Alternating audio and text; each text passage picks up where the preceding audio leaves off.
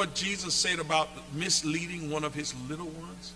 It'd be better for you that a millstone, which weighed about 2,000 pounds, were hung around your neck and you be cast into the sea than to mislead one of my little ones.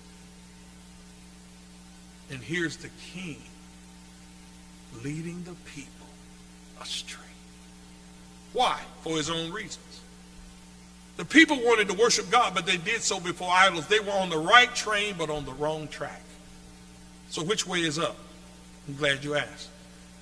Today there are many people in the world who are similar to Jeroboam in that they're ambitious and they have desire to move up. And the desire to move up was not Jeroboam's problem. I don't want you to ever, amen, misconstrue this, amen. There's no spiritual ban on prosperity. There's no spiritual ban on ambition. There's no spiritual ban on your success. Jeroboam's problem was that he was willing to do just about anything to move up. And then once up, would compromise himself just to stay up. And in that respect, there are many today who are just like Jeroboam, who concluded that the ends justify the means. I'm doing this because I want to be where I am and I want to keep what I got. But you have to be careful. If it's moving you away from your God, you need to make sure that you reevaluate where you are and why you are, where you are, doing what you're doing. Because if you're moving away from God, you're moving away from your blessing, you're moving away from your strength, you're moving away from your, amen, your security and everything that you need. When we think about it, every Christian should know exactly where he or she is going in life. If you stay in the book, you'll know where you're going.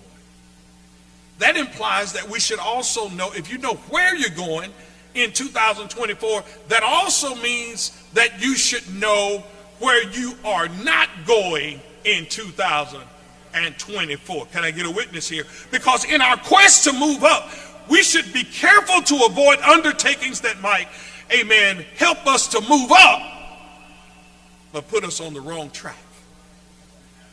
I want to be on the right train, and I want to stay on the right track.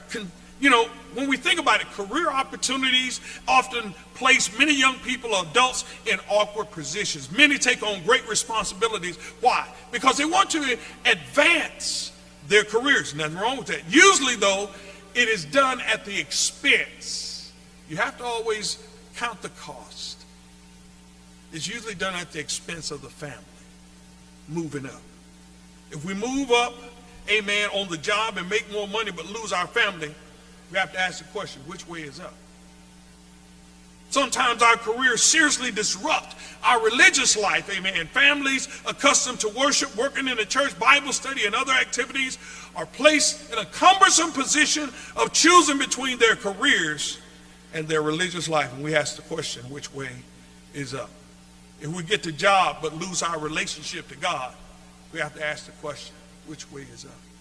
Sometimes our careers force us to make moral decisions that affect our advancement in our different fields. The accountant that's willing to doctor the books, amen,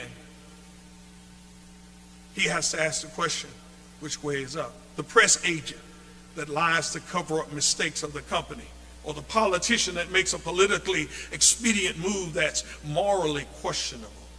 All are examples of people who must answer the question, which way is up?